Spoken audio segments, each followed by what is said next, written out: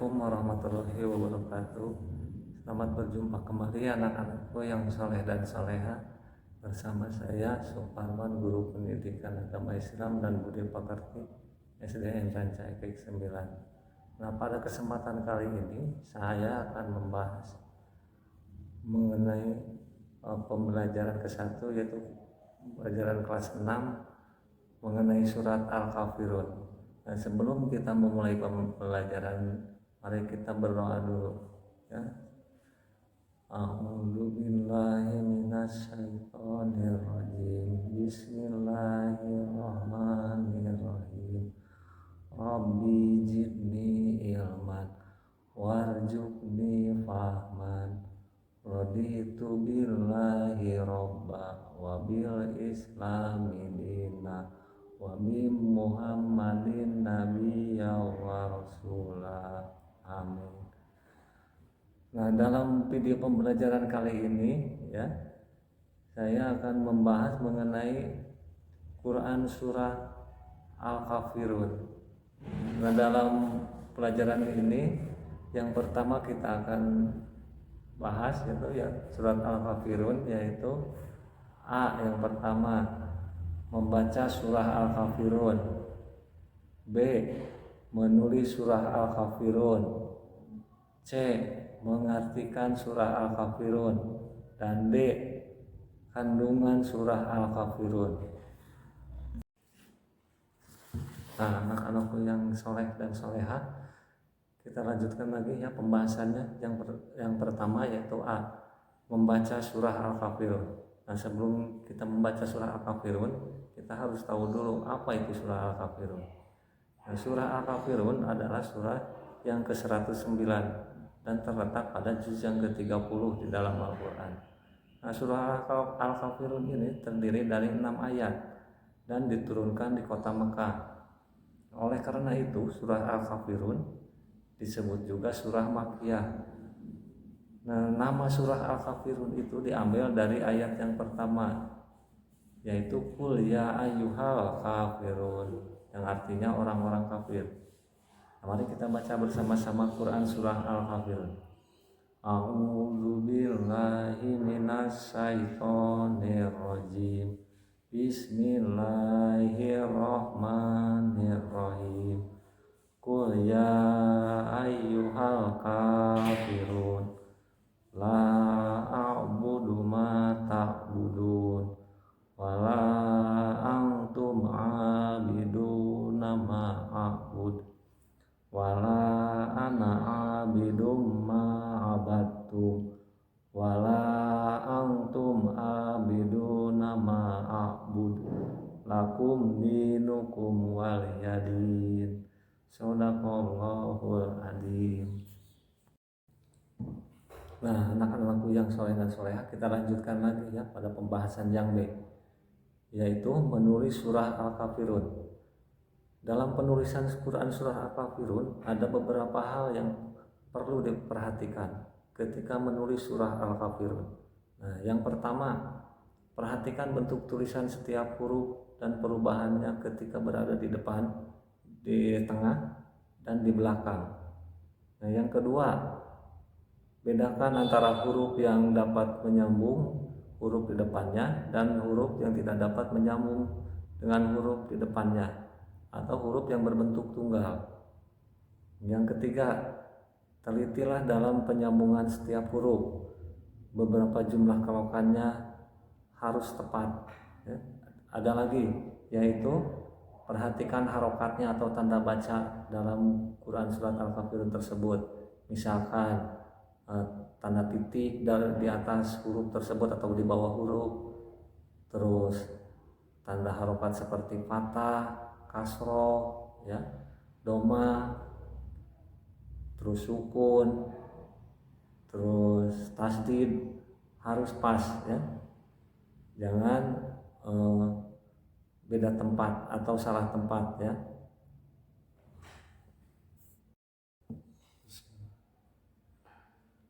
Nah, anak-anakku yang soleh dan soleha, mari kita lanjutkan lagi ke bagian yang C ya, yaitu mengartikan surah Al-Kafirun. Surah Al-Kafirun menceritakan kisah Nabi Muhammad SAW dengan orang-orang kafir Quraisy Mekah. Ketika itu orang-orang kafir Quraisy Mekah menyembah berhala dan menganggapnya sebagai Tuhan. Kemudian Nabi Muhammad datang berdakwah dengan ajaran Islamnya, mengajak mereka agar menyembah Allah Subhanahu wa taala, Tuhan yang telah menciptakan diri mereka. Akan tetapi mereka menolak ajakan Nabi Muhammad tersebut. Bahkan mereka mengajak Nabi Muhammad SAW untuk menyembah berhala.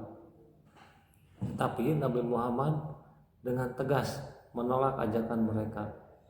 Sebab menyembah berhala termasuk perbuatan yang syirik atau menyekutukan Allah, dan syirik termasuk ke dalam dosa yang sangat besar, dan tidak pernah akan diampuni oleh Allah Subhanahu wa taala. Orang syirik kelak di akhirat akan dimasukkan ke dalam neraka untuk selamanya. Mari kita pahami arti surat Al-Kafirun secara ayat per ayat ya. Ayat yang pertama, Qul ya ayyuhal kafirun, yang artinya katakanlah Muhammad, wahai orang-orang kafir. Ayat yang kedua, la a'budu ma ta'budun, yang artinya aku tidak akan menyembah apa yang kamu sembah. Ayat yang ketiga, wala antum abiduna ma a'bud, yang artinya dan kamu bukan penyembah apa yang aku sembah. Ayat yang keempat, wala ana abidum ma abadtu, artinya dan aku tidak pernah menjadi penyembah apa yang kamu sembah. Ayat yang kelima, wala antum abiduna ma a'bud, artinya dan kamu tidak pernah pula menjadi penyembah apa yang aku sembah. Ayat terakhir yang keenam, lakum dinukum waliyadin, artinya untukmu agamamu dan untukku agamaku. Anak-anakku yang soleh dan solehah, kita lanjutkan lagi ke bagian yang D ya, yaitu kandungan surah Al-Kafirun. Dari surah Al-Kafirun tersebut kita dapat mengambil pelajaran tentang bagaimana seharusnya kita hidup bermasyarakat. Allah mengajarkan beberapa sikap yang harus kita lakukan pada penganut agama lain. Di antaranya, 1. Setiap pemeluk agama harus menghormati kepercayaan agama orang lain. Kita tidak boleh memaksakan agama kita kepada orang lain. Sebaliknya, orang lain pun tidak boleh memaksakan agamanya kepada kita. Yang kedua, setiap pemeluk agama harus saling toleransi antar umat beragama. Allah Subhanahu wa taala melarang umat Islam mengganggu ibadah umat agama lain. Demikian pula penganut agama lain dilarang mengganggu ibadah umat Islam. Tidak boleh saling menghina atau mencela agama masing-masing. Semua pemeluk agama harus bekerja sama menciptakan kedamaian di dalam masyarakat. Atau toleransi juga disebut dalam bahasa Arabnya yaitu tasamu, yaitu saling menghargai.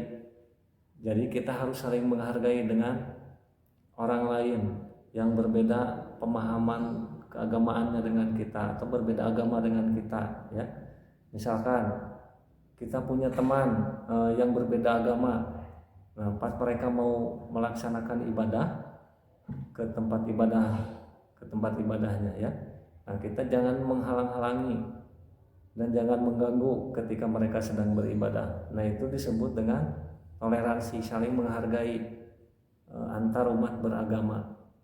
Jadi kita harus saling menghormati dengan mereka yang berbeda agama dengan kita ya. Nah cukup sekian ya anak-anakku yang soleh dan solehah, pembahasan mengenai Quran surat Al-Kafirun. Nah untuk tugas kerjakan di rumah ya, di buku tugasnya masing-masing. Yang pertama, hafalkan Quran surat Al-Kafirun. Yang kedua, tulis Quran surat Al-Kafirun dengan artinya.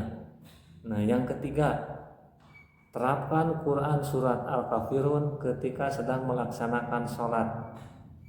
Cukup sekian pembahasan kali ini ya. Semoga bermanfaat. Mari kita tutup pembelajaran kali ini dengan mengucapkan hamdalah, alhamdulillahirabbil alamin. Wassalamualaikum warahmatullahi wabarakatuh.